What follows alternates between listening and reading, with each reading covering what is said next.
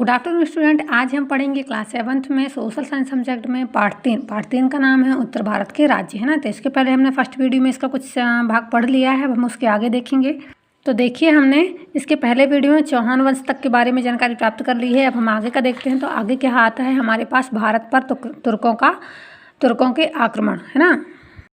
तो देखिए, भारत पर तुर्कों के आक्रमण में क्या था। महमूद गजनवी पश्चिमी एशिया की एक छोटी सी रियासत गजनी का शासक था। वह अति महत्वाकांक्षी था। उसे एक विशाल सेना के लिए धन की आवश्यकता थी, है ना। तो भारत पर जब तुर्कों ने आक्रमण किया उस टाइम पर कौन था, महमूद गजनवी एक शासक था जो पश्चिमी एशिया में रहता था, है ना। और वह एक छोटी सी रियासत, यानी उसका जो राज्य था वह बहुत छोटा था।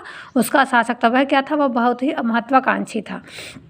उसे एक विशाल सेना के लिए धन की आवश्यकता थी और उसे अपनी सेना को बढ़ाने के लिए, अत्यधिक तेज से प्रगति करने के लिए और ज़्यादा सेना को एकत्रित करने के लिए किसकी आवश्यकता थी, धन की आवश्यकता थी। भारत की धन संपन्नता के बारे में उसने बहुत सी गाथाएं सुन रखी थी। और भारत में पहले हमारे भारत को क्या बोला जाता था, सोने की चिड़िया, है ना। तो उस टाइम पे क्या था कि उसे भारत में जो धन संपदा थी उसके बारे में उसे बहुत अच्छे से पता था। उसने उसके भारत के बारे में बहुत सी ऐसी गाथाएं लोगों के मुंह से सुन चुका था। आगे देखिए, अतः धन प्राप्त करने के उद्देश्य से सन 1000 ईस्वी से 1027 तक उसने भारत पर 17 बार आक्रमण किए। और वह यह सुनकर उसे धन की आवश्यकता तो थी, है ना। तो उसने धन प्राप्त करने के उद्देश्य से क्या किया, 1000 ईस्वी से 1027 ईस्वी तक उसने भारत पर 17 बार आक्रमण कर दिया। कितनी बार, 17 बार। और उसने क्या किया, बहुत सारे मंदिरों को नष्ट कर दिया, मूर्तियाँ तोड़ी और भारत से लगातार अपार धन, सोना चांदी, आभूषण, रत्न लूटकर गजनी ले जाता रहा। महमूद गजनवी ने सन 1025 ईस्वी में सोमनाथ के प्रसिद्ध मंदिर को नष्ट किया व संपत्ति को लूटा। जो अपना यहाँ का प्रसिद्ध मंदिर है ना, किस नाम से है, सोमनाथ मंदिर, तो उसे किसने तोड़ा था, किसने नष्ट किया था, महमूद गजनवी ने ही किया था। और कौन सी ईस्वी में किया था, सन 1025 ईस्वी में किया था। इसी काल में मध्य एशिया का प्रसिद्ध विद्वान अल बरूनी भारत आया था। उसकी पुस्तक तहकीक ए हिंद से हमें तत्कालीन भारत की महत्वपूर्ण जानकारी प्राप्त होती है। और इसी काल में जब महमूद गजनवी शासक था तो उसी के शासन काल में कौन आया था, अल बरूनी भारत आया था और उसकी पुस्तक थी तहकीक ए हिंद। तो हमें उसमें क्या मिलता है, भारत की महत्वपूर्ण जानकारी प्राप्त होती है। अब देखते हैं तुर्कों के पुनः आक्रमण। तो महमूद गजनवी के आक्रमणों के लगभग 150 वर्षों के पश्चात अफगानिस्तान की एक छोटी सी रियासत गौर के शासक मोहम्मद गौरी ने पश्चिमी उत्तर भारत पर आक्रमण कर दिया। कब, जब महमूद गजनवी के आक्रमण हो गए तो उसके लगभग कितने साल, 150 वर्ष पश्चात, यानी 150 वर्ष बाद अफगानिस्तान की एक छोटी सी रियासत में कौन रहता था, गौर का शासक जिसका नाम था मोहम्मद गौरी। उसने क्या किया, पश्चिमी उत्तर भारत पर आक्रमण कर दिया। भारतीय राजाओं के आपसी संघर्ष का लाभ उठाते हुए गौरी ने सन 1175 ईस्वी में भारत पर पहला आक्रमण कर मुल्तान तथा सिंध पर अधिकार कर लिया। और उसने क्या किया, भारत के जो राजा थे वह आपसी में ही, यानी आपस में युद्ध करते रहते थे, तो उसने उसने इस बात का फायदा उठाया और 1175 ईस्वी में भारत पर आक्रमण करके उसने क्या किया, मुल्तान और सिंध को अपने अधिकार पर ले लिया। सन 1178 ईस्वी में उसने गुजरात की ओर आक्रमण किया, जहां से उसे राजपूत नरेश मूलराज ने परास्त कर दिया। फिर क्या किया, सबसे फर्स्ट आक्रमण उसने कब किया, 1175 में। दूसरा आक्रमण कब किया, 1178 ईस्वी में। कहाँ से किया, गुजरात की ओर से उसने आक्रमण किया, है ना।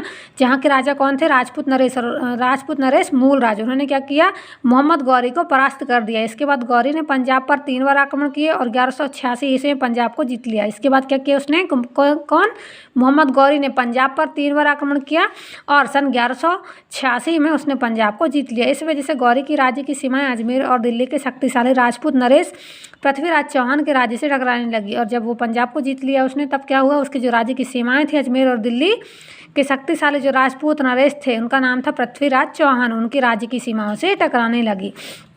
सन 1190 में गौरी ने भटिंडा के किले पर आक्रमण किया। फिर इसके बाद 1186 में क्या किया, उसने पंजाब को जीता। और फिर 4 साल बाद उसने फिर से क्या किया, 1190 ईस्वी में गौरी ने क्या किया, कर दिया, भटिंडा के किले पर आक्रमण किया। वहां उसे पृथ्वीराज चौहान का सामना करना पड़ा। दोनों के बीच में 1191 में तराइन का प्रथम युद्ध हुआ, जिसमें पृथ्वीराज की वीरता व साहस के आगे गौरी टिक नहीं सका है। हम लोग पढ़ते हैं ना कि तराइन का प्रथम युद्ध कब हुआ था, तो कब हुआ था, 1191 ईस्वी में हुआ था। किन किन के बीच में हुआ था, ये पृथ्वीराज चौहान और मोहम्मद गौरी के बीच में हुआ था, जिनमें किसकी विजय हुई थी, पृथ्वीराज चौहान की जीत हुई थी, है ना।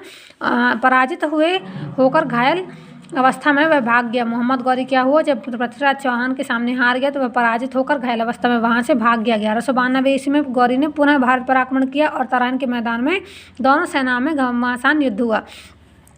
मोहम्मद गौरी के हार जाने के बाद भी उसने क्या किया, 1 साल बाद फिर उसने 1192 ईस्वी में फिर से उसने भारत पर पुनः आक्रमण किया और तराइन के मैदान में दोनों सेनाओं में किस में पृथ्वीराज चौहान और मोहम्मद गौरी के बीच घमासान युद्ध हुआ। तराइन के द्वितीय युद्ध में पृथ्वीराज चौहान की हार हुई।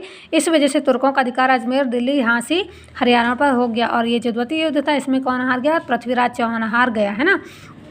जो राजा थे पृथ्वीराज चौहान उनकी हार हो गई और मोहम्मद गौरी इसमें जीत गए। इस वजह से क्या हुआ, तुर्कों का अधिकार अजमेर, दिल्ली, झांसी और हरियाणा पर हो गया। और इस वजह के कारण क्या किया, तुर्कों का जो अधिकार था वो तुर्कों ने अपना अधिकार कहाँ का जमा लिया, दिल्ली, अजमेर और झांसी, हरियाणा पर। गौरी ने भारत के जीते हुए प्रदेशों की शासन व्यवस्था का